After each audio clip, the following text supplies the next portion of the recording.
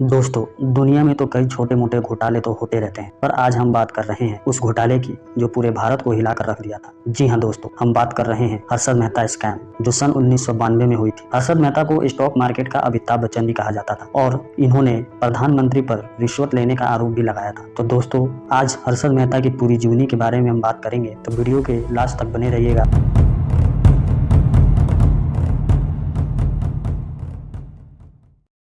29 जुलाई 1954 को हर्षद मेहता का जन्म गुजरात के राजकोट में हुआ था।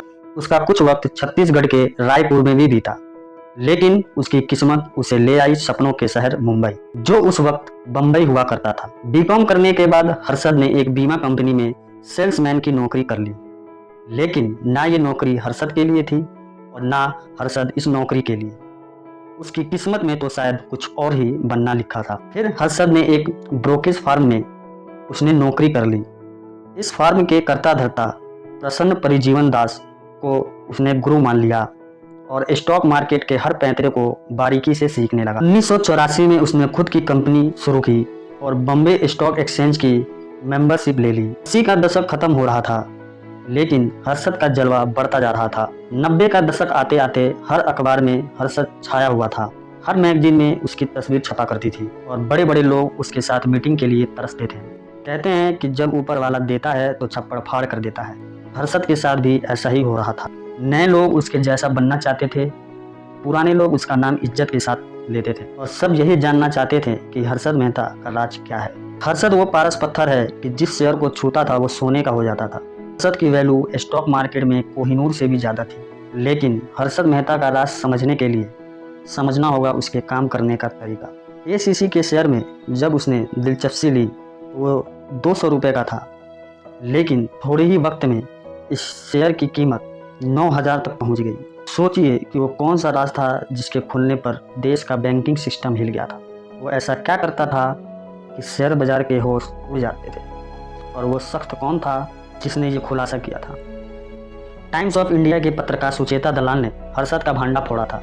बाद में उन्होंने देवाशीष बासु के साथ मिलकर इस पूरे प्रकरण पर द स्कैम नाम की किताब भी लिखी थी। सुचेता बहुत वक्त से इस स्टोरी के तारों को खंगाल रही थी, लेकिन उनको कामयाबी मिली सन 1992 में।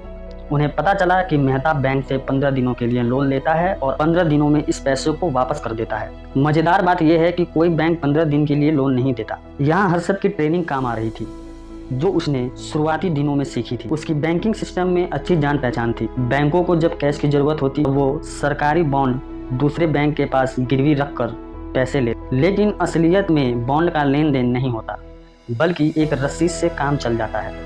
यह काम बिचौलिए के जरिए किया जाता है। हर्षद मेहता ने सिस्टम की इसी नब्ज को दबोच लिया। उन्हें शेयर बाजार में पैसा लगाने के लिए रुपए की कमी नहीं पड़ी। उन्होंने दोनों हाथों से इसी पैसों को बाजार में लगाया और करोड़ों का मुनाफा कमाया। यह रकम इतनी थी कि कोई ठीक से नहीं जानता, लेकिन इस ठाट बाट के साथ हर्षद रहते थे और जिस अंदाज के साथ जीते थे वो बहुत लोगों की आंखों में चुभने भी लगा था। कहते हैं कि बुरा वक्त बताकर नहीं आता, ऐसा ही कुछ हर्षद के साथ भी। उसे इसकी कोई उम्मीद नहीं थी और ना ही उसने इस बुरे वक्त के लिए तैयारी की थी। शेयर बाजार लगातार ऊंचाई छू रहा था और साथ ही हर्षद मेहता का जलवा भी बढ़ता जा रहा था। ये वो वक्त था जब देश की अर्थव्यवस्था बदलाव के दौर से गुजर रही थी। निजीकरण और विदेशी निवेश बढ़ रहा था। देश बदलाव की राह पर कदम बढ़ा चुका था। जब तक बाजार बढ़ता रहा, मेहता का जलवा भी बढ़ता रहा। लेकिन एक वो दिन आया जब शेयर बाजार धड़ाम हो गया और मेहता बैंकों को पैसा लौटा नहीं पाया, और तब जाकर खुला ये हर्षद मेहता कांड। इस मामले के बाद न्यूयॉर्क टाइम्स में एक लेख छपा था, जिसमें बिजनेस टुडे के लेखक देवाशीष बासु ने कहा था कि समस्या मेहता नहीं है, ये भारतीय अर्थव्यवस्था के इतिहास का वो अनोखा वक्त है जब पुराने पन्ने को फाड़ा जा रहा है। ऐसे पलों में घोटालेबाज अपने खोज से बाहर निकल ही आते हैं। सुचेता दलाल की कलम ने वो कर दिया था जिसे कभी हर्षद से जलने वाले भी नहीं कर पाए थे। दलाल स्ट्रीट से लेकर सांसद तक इस घोटाले की चर्चा होने लगी थी। बात बढ़ी तो मामले की जांच के लिए संयुक्त संसदीय समिति बनाई गई। सीबीआई ने हर्षद के साथ उसके दोनों भाइयों असीन और सुधीर को भी गिरफ्तार कर लिया। 72 आपराधिक मामले और 600 से भी ज़्यादा दीवानी मामले हर्षद के खिलाफ दर्ज हो चुके थे। इसके बाद वो हुआ जो देश के इतिहास में पहले कभी नहीं हुआ था।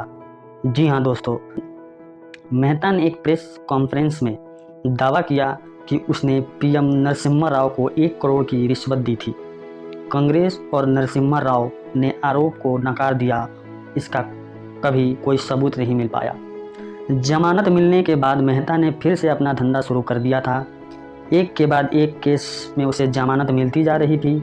ऐसा लगने लगा था कि दिन फिर से बदल जाएंगे, लेकिन 2001 में उसे फिर से गिरफ्तार कर लिया गया और जेल भेज दिया गया, जहां 31 दिसंबर 2001 को उसकी दिल का दौरा पड़ने से मौत हो गई।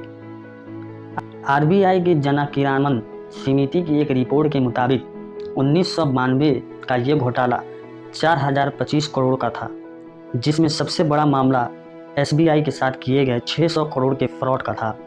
जब वो कोर्ट में पेशी पर जाया करता था, तब भीड़ उसके पक्ष में नाराबाजी करने के लिए जमा हो जाती थी। इस मामले का खुलासा करने वाली पत्रकार सुचेता दलाल को 2006 में पद्मश्री अवार्ड से भी नवाजा गया था।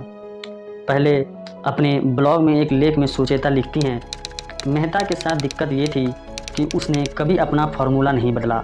वो इस बात को भांपने में नाकाम रहा कि उसका पुराना जादू अब इन्वेस्टर पर असर नहीं कर रहा था। वो हमेशा दिखावे की दुनिया में जीता था। एसबीआई कांड सामने आने के बाद उसने मुंबई चिड़ियाघर में भालू को मूंगफली खिलाते हुए एक फ़ोटो शूट कराया था, जिसके जरिए वो ये दिखाना चाहता था कि शेयर मार्केट हमेशा उसके इशारों पर चलेगा।